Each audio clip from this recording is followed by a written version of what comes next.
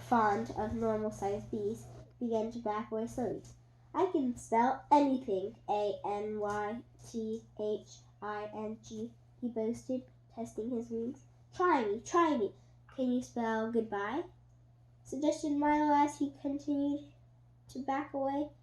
The bee gently lifted himself into the air and circled lazily over Milo's head.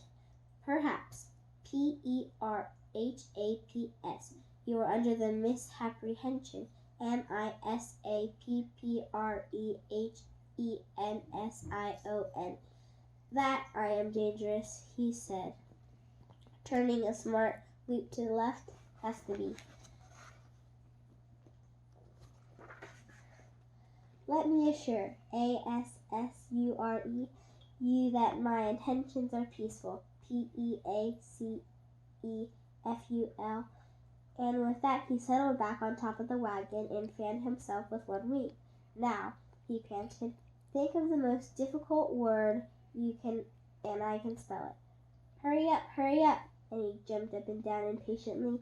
He looks friendly enough, thought Milo, not sure just how friendly a friendly bumblebee should be, and tried to think of a very difficult word. Spell vegetable, he suggested, for it was one that always troubled him at school. That is a difficult one, said the bee, winking at the letterman. Let me see now. He frowned and wiped his brow and paced slowly back and forth on top of the wagon. How much time do I have? Just 10 seconds, cried Milo excitedly. Count them off, Talk. Oh dear, the bee repeated, continuing to pace nervously. Then, just as the time ran out, he spelled as fast as he could, Vegetable. Correct, shouted the letterman, and everyone cheered. Can you spell everything? Asked Milo admiringly. Just about, replied the bee, with a hint of pride in his voice. You see, years ago I was just an ordinary bee, minding my own business, smelling flowers all day, and occasionally picking up part-time work in the people's bonnets.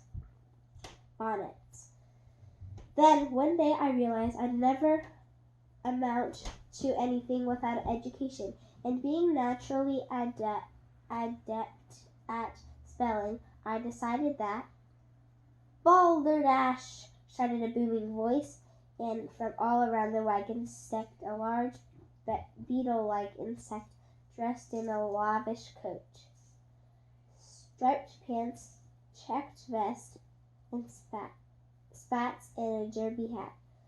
Let me repeat. Balderdash, he shouted again, swinging his cane and clicking his heels in midair. Come now, don't be ill-mannered. Isn't someone going to introduce me to the little boy? This, said the bee with complete disdain, is the humbug, a very dislikable fellow. That's the humbug.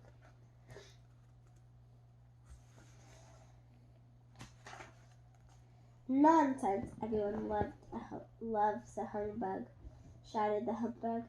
As I was saying to the king just the other day. You've never met the king, accused the bee angrily. Then, turning to Milo, he says, Don't believe a thing this old fraud says. Bosh, replied the humbug. We're an old and noble family, honorable to the core, insectious, humbugium. I don't know. If I may use the Latin. Why, we fought in the Crusades with Richard and the Lionheart, crossed the Atlantic with Columbus, blazed trails with the pioneers, and today many members of the family hold prominent government positions throughout the world. History is full of humbugs. A very pretty speech, Speech, sneered the bee. Now why don't you go away? I was just advising the lad of the importance of proper spelling. Bah, said the bug, putting an arm around Milo. As soon as you learn how to spell one word, they ask you to spell another. You can never catch up. So why bother? Take my advice, my boy, and forget about it. As my great-great-great-grandfather George Washington, humbug, used to say. You, sir, shouted the bee very excitedly, are an impostor, impostor, who can't even spell his own name. His lavish concern for the composition of words is the sign of bankrupt intellect, roared the humbug, waving his cane furiously. Milo didn't even have any idea what this meant, but it seemed to infuriate the spelling bee, who flew down and knocked off the humbug's hat with his wig. Be careful, shouted Milo, as the bug swung his cane again, catching the bee on the foot and knocking over the box of W's. My foot, shouted the bee. My hat, shouted the bug, and the fight was on. The spelling bee buzzed dangerously in and out of range of the humbug's wildly swinging cane, as they menaced and threatened each other, and the crowd stepped back out of danger. There must be some way to, began Milo.